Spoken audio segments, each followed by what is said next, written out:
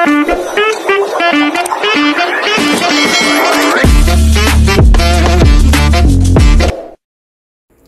guys, good evening. Magluluto ako ng sardinas ngayon. So meron ako ditong dahon ng sibuyas, yung ating kamatis. Yung kanin kong fried rice, luto na siya. Tapos yung ating sardinas, dalawa yung gagawin ko. So pag nagluluto ako ng sardinas is lalagyan ko ng kamatis para hindi siya malangsa.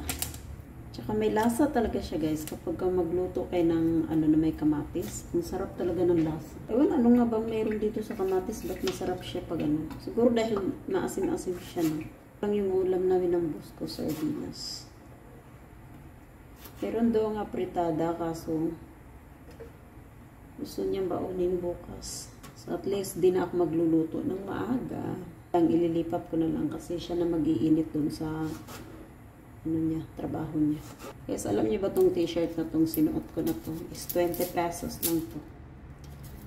Sa ukay-ukay, mahilig talaga ako sa 20 pesos. Kato siya nasuot kasi meron pa siyang meron pa siyang tab. So kinuha ko na kasi hindi pa naman. Siya tatlo yung kinuha kong damit.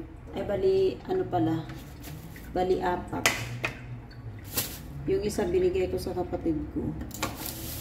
Tapos yung isang gusto ko yung isa pang tulog kasi presko siya sa katawan.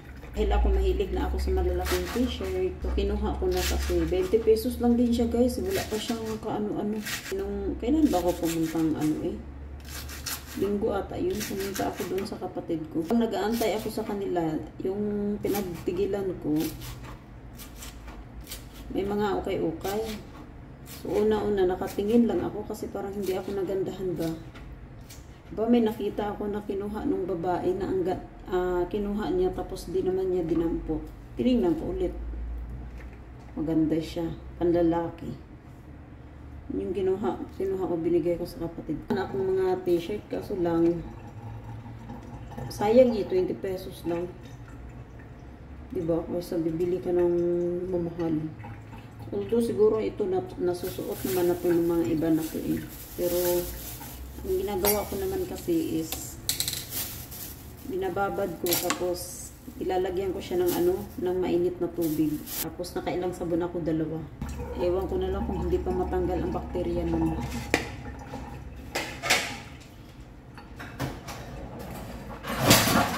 Kasi ang okay kasi doon mo makukuha yung mga original ba ng mga damit. Yung iba naman ay nila ng okay kasi baka daw na yung mga nagsuot ba. Pag hindi ka lang maarte, pag masipag ka lang mamili sa mga okay, makaka-jackpot ka dun, makakakita ka talaga magaganda. Proud akong sabihin na mga damit ko is okay lang. So, gisa na natin yung ating ulam.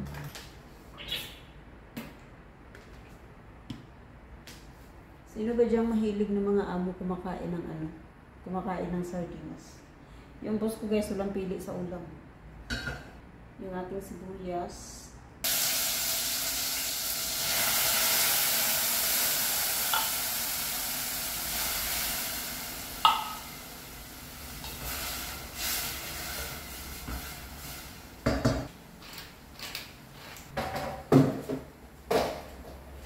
Tapos ito na, ilagay na natin. Yung sa likod namin, ayan, ito yung kalamansi na kukuha ko kahapon. Inakyat ko pa talaga kumuha ko talaga ako ng hagdanan.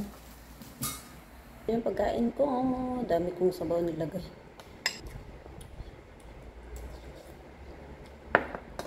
Yung sinabi yung boss ko kanina, sabi niya sa akin, mag-slice daw ako ng singkamas. So, ang pandinig ko is kamyas. Sabi ko sa kanya, kuya? Magsigang ng Sabi niya sa akin, singkamas, mag-slice ka bukas ng singkamas. As in guys, harap ko lang siya.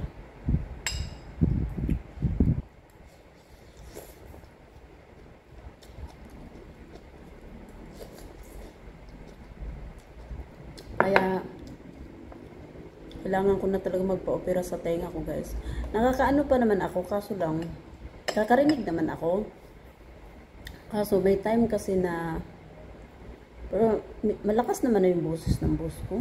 Kasi kalapit ko lang naman eh. Pero ewan ko ba, ba't ang pandinig ko is kamyas na. So, ang reaction ko lang, sabi ko, ano kaya? Nagsigang ako ng may kamyas. Sabi niya, hindi, mag-slice ka ng ng singkamas bukas. Sabi ko lang, ano ba yan? Yun na lang yung reaction ko, sabi ng natawa yung boss ko. Kasi alam naman nila kasi guys na may diferensya na talaga yung aking tenga.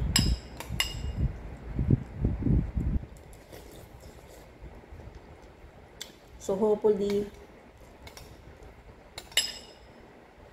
sa May, pag na-check up na ako, sana malaman ko na yung schedule ng operation ko.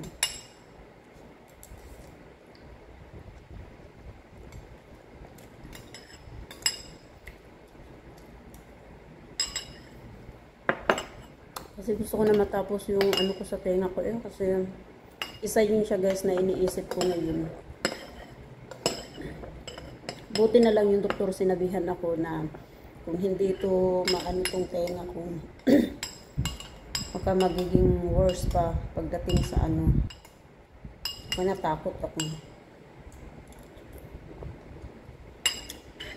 Wala sa isip ko nito na magpa-opera ako eh. Ang sinabi lang sa akin ng doktor.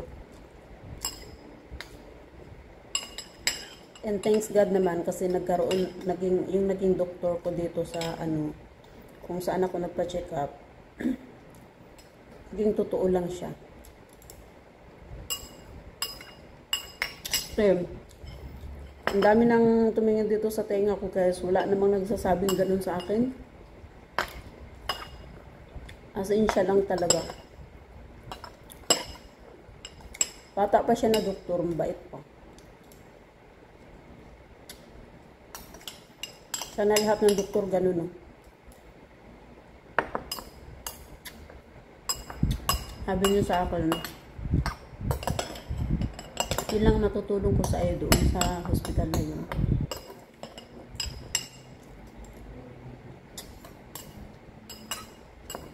Tapos binigyan ako ng authorization.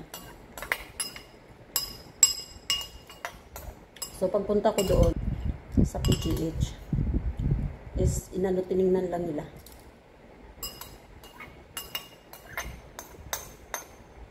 Ang bilis ko kasi ano yung pagdating ko doon kasi iba pala ang pamamalakad doon, ano, daming mga pasyente doon pala talaga eh. Tapos ayun na nga, nung sabi ko sa guard, sabi ko, ma'am, saan ko ba ito pwedeng dadalhin? Nirepair ako dito. Tinuro lang niya ako doon sa second floor. Tapos, bla bla bla, ganun. Tapos pagdating doon sa taas, meron pa pala nakahilera doon, nakapila doon, na hulog mo doon yung ID mo, tapos tatawagin, tapos parang bibigyan ka na ata ng schedule ng time na yun. Pag mga ganun ba. So, dahil ako nahiya ako magtanong ba doon sa cashier, doon ako nagtanong sa mga ano guys, sa mga pasyente din. Kung saan ko ba to siya, ano, ganito, ganyan, kung saan ko to dalhin. Tinuro sa akin na pumunta ka dyan sa cashier na yan. Kasi hindi ka na kailangan mag-ano kasi meron ka na palang authorization na galing sa doktor kung saan ka nag-ano. Tsaka isa pa dito, pala din siya nag-ano. Doktor din pala siya dito, sabi sa akin nung pinagtatanungan ko. So, wala nang problema yung ano. Ilis lang guys, nung pinapapunta niya ako doon sa cashier na yun, sinabihan ako ng cashier na ganito, ganyan, ika na lang sa ganito. Yun yung schedule mo ng check-up. Yun nga yung titingnan pa nila yung yung tenga ko. Tapos, ayun na. Umuwi na ako. Ganun siya kadali. Tapos, yun, nagtanong nga ako na ano, yun nga lang, matagal talaga yung schedule mo guys, pero dahil nga kagaya sa akin, na na hindi afford sa mamahaling hospital. So, you need to wait. Diba? So, kailangan mong mag-sacrifice. Diba? So, kaya ko pa naman. Kasi, as long as na hindi siya malalagyan ng tubig, okay naman yung tenga ko. Kaso, ang problema ko nga lang, pandinig. Tapos, parang may nararamdaman pa rin ako na para siyang tubig sa loob. So, yun yung problema ko sa ano ko. Ang ano lang, hindi siya sumasakit. Tapos, yun. So, hopefully nga, by June, makakuha na ako ng schedule mo. Tapos, nagtanong pala ako sa doktor kung, kasi 4 days ako magstay doon sa hospital. Sabi ko kung bawal ba magtrabaho sa pag naoperahan yung ako. Or bawal ba magbuhat ng mabigat. Hindi naman daw, pero syempre ako ayaw ko magbuhat ng ano, sasabihin ko talaga yun sa boss ko. Tapos, syempre alam naman ng boss ko na magpapa-opera ako. Sila nga nag-ano niyan sa akin na ano, pero yun, hanggat ano, hindi pa okay yung ano ko. Pagkatapos ng operasyon, hindi ako magbubuhat, guys. Bahala na talaga sila. Kung kinakailangan mag-limbo na ako, limbo na ako kasi ayaw kong maano pa ba. Tapos, una pala, sinabihan pala ako ng boss ko na magpa-opera daw ako. Tapos, yun nga, sabi ko, hindi ko afford sa private kasi hindi ko pa nga alam yung ganyan. Hindi ko naman alam na mapunta pala ako na malaking tulong talaga sa akin na tinuro sa akin ng doktor na sa akin ni Doc na dyan ako magpunta. Tapos yun nga, sinabihan ako ng boss ko magpa-opera daw. Sabi ko hindi ko afford sabi ko ganun. Kasi syempre pag private, Diyos ko pinakamababa mo na lang atang babayaran niya nasa 150. O diba? So baka naman abutan na ako dito ng siyam-siyam guys. Di pa ako bago ko makabayad sa utang ko no. So yun, yung ano sa akin na blessing din sa akin yung doktor na yun kung bakit yun yung naging doktor ko nung time na yun kasi siya din nag-ano sa akin. Tapos yun, hindi ko na ano, hindi na ako makakahiram ng pera sa boss ko kasi yun nga, Diyos mio, ilang taon na ako nun bago ko matapos yung utang na yun.